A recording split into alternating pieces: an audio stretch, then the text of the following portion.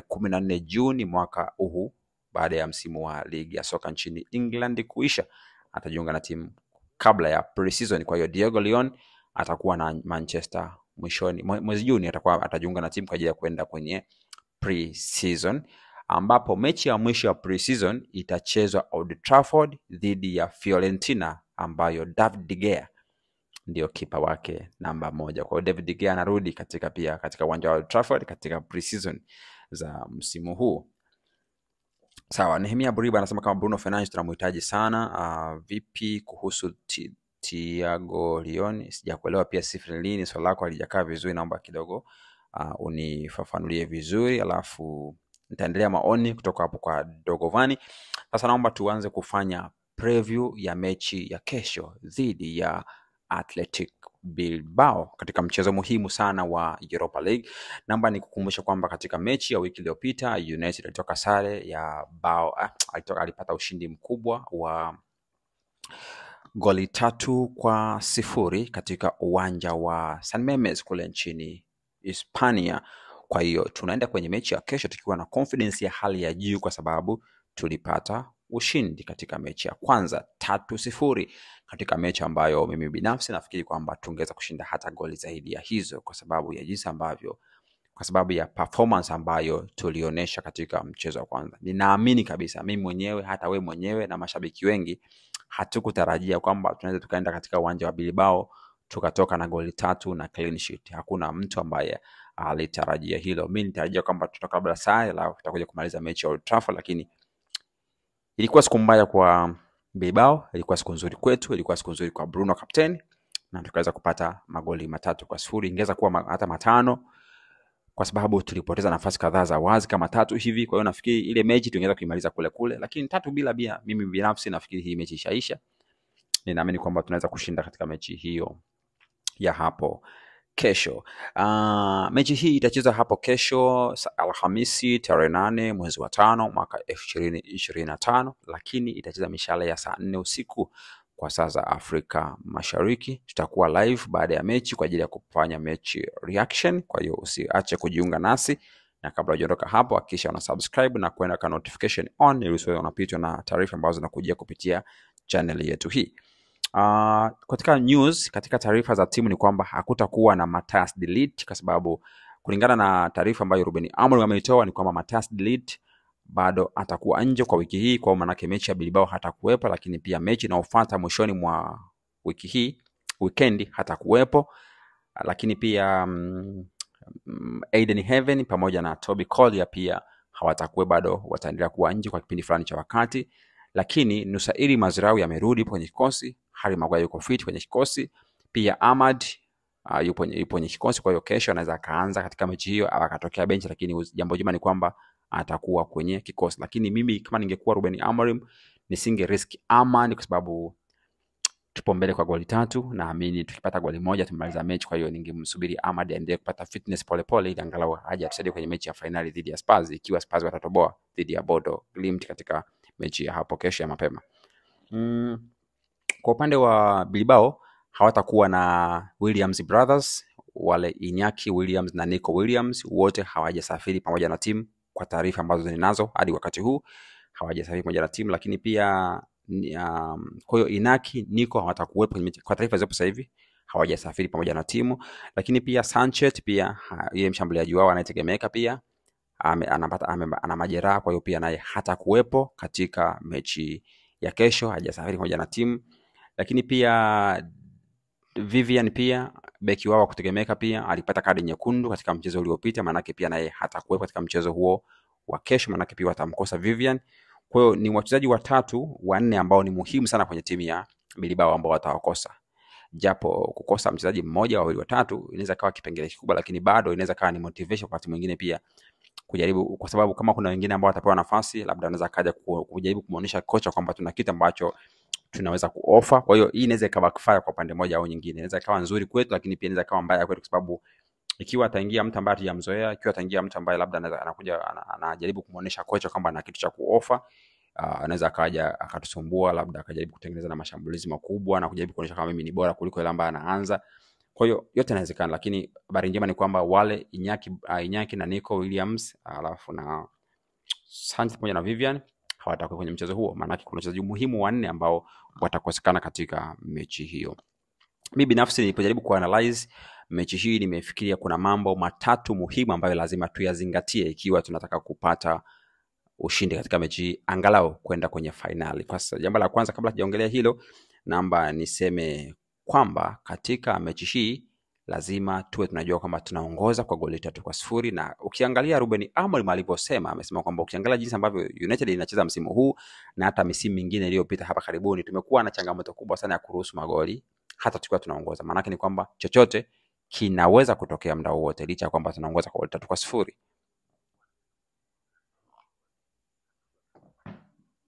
Kwa hiyo Ruben Amorim anaamini kwamba lazima tuwe focused muda wote ili kuona kama tunaweza kuhakikisha kwamba tunatoka na ushindi katika mechi hii. Kwa hiyo kuna mambo muhimu matatu ambayo mimi nilifikiria lazima tuyafikirie. Jambo la kwanza, lazima tusiruhusu foul na set pieces zozote zile. Naposema set pieces namaanisha kwamba mipira ya kona, mipira ya foul, mipira ya kurusha sio shida sana, lakini mipira ya foul nje ya box, mipira ya kona lazima tuwe waangalifu sana, kwa sababu kwanza naomba nikwambie Bilbao hawajafunga goli hata moja katika mechi zao mbili zilizopita. Kwa hiyo wana udhaifu wa kufunga magoli, na hiyo imekuwa ni shida yao kubwa muda mrefu, lakini ni timu ambayo ni nzuri sana kwenye kudefense. Japo last time tuliwafunga 3-0 kwa sababu kupata kadi nyekundu, nafikiri tuongezea pia momentum sisi na kutupa nafasi ya kufunga goli nyingi, lakini timu ambayo inahitaji kuwa ina udhaifu kwenye kufunga magoli, na katika mechi mbili zilizopita hawajafunga magoli.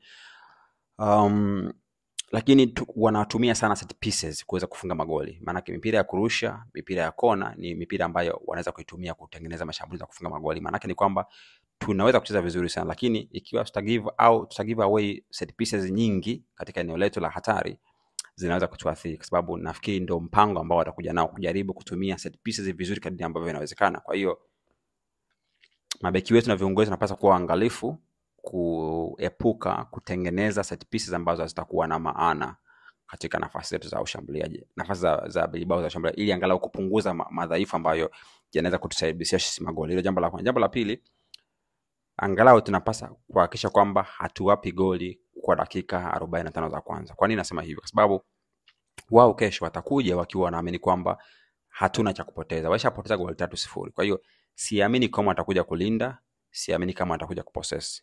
Watakuja full force all attacking. Watakuja kutafuta magoli kwa nguvu zao zote. Maana yake ni kwamba wanaamini kabisa kwamba tukipata goli mapema, goli moja tu mapema, mechi inabadilika. Na unaijua timu yetu United.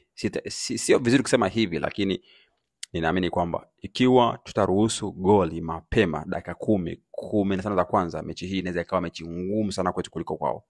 Kwa sababu unajua timu yetu, wakisharuhusu goli timu itaanza kupanic, itaanza kufanya maamuzi mabaya. Mwisho siku unaweza kushangaa mechi hiyo wanasawazisha, alafu tunaanza kutafutana. Kwa hiyo lazima tuhakikishe kwamba kama hatutaweza kufunga goli sisi, basi angalau twende dakika 45 bila kukopa goli, ili tuwanyime muda waje waanze kucheza bila mpangilio kipindi cha pili. Lakini tukiwapa goli mapema, tutakuwa tumeingia kwenye mfumo wao na wanaweza kutupa mechi ngumu sana.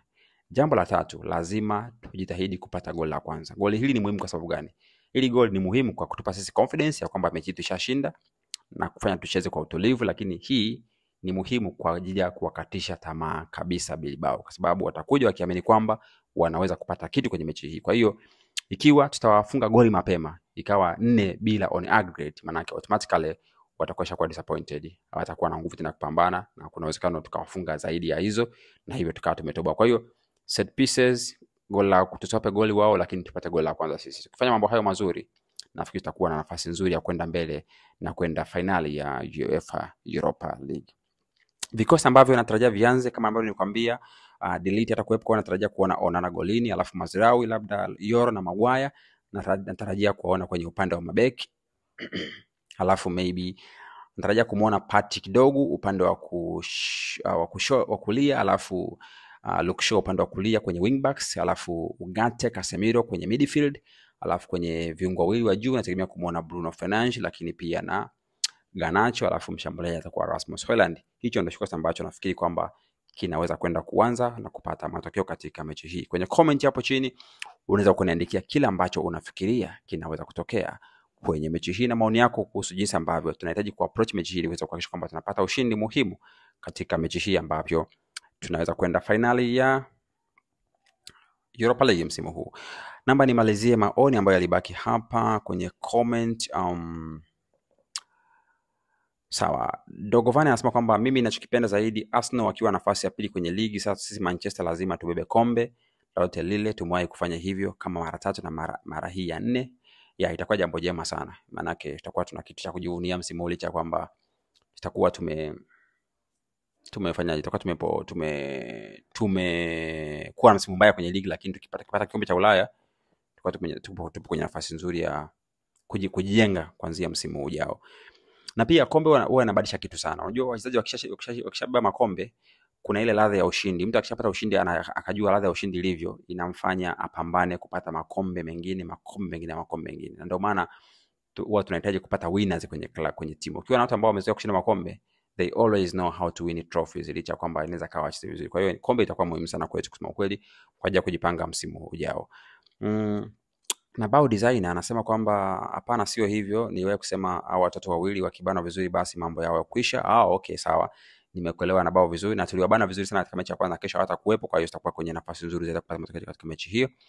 Alafu Sifrin Lee anasema kwamba makipa kuna Onana, kuna Baindiri, kuna Tom Heaton. Huyu Heaton ni nani? Mbona hajawahi cheza kipa? Huyu Heaton yupo na kuna tetesi kwamba atapewa mkataba mwingine wa mwaka mmoja. Ni kipa namba 3 ambaye watumiki mara nyingi. Mas Ferguson, nimekukosa siku nyingi sija kuona, lakini leo naona umeingia hapa live. Mas Ferguson katika maoni yake anasema kama tupo pamoja Dr. Nandez, nashukuru sana. Alafu Nasibu Masola anasema kaka, mimi hofu ya Tottenham, wanatujua vizuri, msimu umetusumbua sana. Kocha asiwachukulie poa, tunapaswa kucheza na kuheshimu ili tuweze kupata ubingwa. Kwanza kabisa naomba nikwambie Musola kwamba Spurs hawajaenda finali kwa sababu wana Bodo Glimt walishinda 3-1 mechi ya kwanza. Mimi bado na matumaini kwamba Bodo Glimt wanaweza kumpiga Spurs wakapindua matokeo, kwa sababu Spurs bwana haeleweki. Akiamka vibaya anapigwa vizuri, akiamka vizuri anakupiga, lakini mostly anapigwa kama sisi tu. Kwa hiyo sote ni wabovu. Tukikutana na Spurs, yule ambaye ataamka vizuri siku hiyo ndiye atapata matokeo, na naamini kwamba siku ile, kwa sababu ni finali, ni kombe ambalo tunahitaji sana kuliko Spurs, naamini kwamba tunaweza kwenda kupata matokeo katika mechi hiyo. Sawa, basi ninakushukuru wewe ambao umekuwa nami toka mwanzo wa kipindi mpaka mwisho, na wale wote ambao umeniandikia maoni yenu, endelee kuniandikia hapo, nitapata nafasi ya kujibu pole kadri ambavyo muda unaniruhusu. Lakini pia hakikisha kwamba kabla hujaondoka hapo una subscribe, una like na kushare video, lakini pia mwambie rafiki yako yote ambaye yupo karibu nawe kwamba jamani, kuna channel inaitwa United TZA ambayo anapaswa kuhakikisha kwamba ana like na kusubscribe ili awe anapata habari zote ambazo zinahusu klabu pendwa ya Manchester United. Kwa sasa naomba nikutakie usiku mwema, tutakutana kesho baada ya mechi kwa ajili ya post match reaction. Naitwa Dr. Nandez, na kwa sasa naomba nikutakie usiku mwema.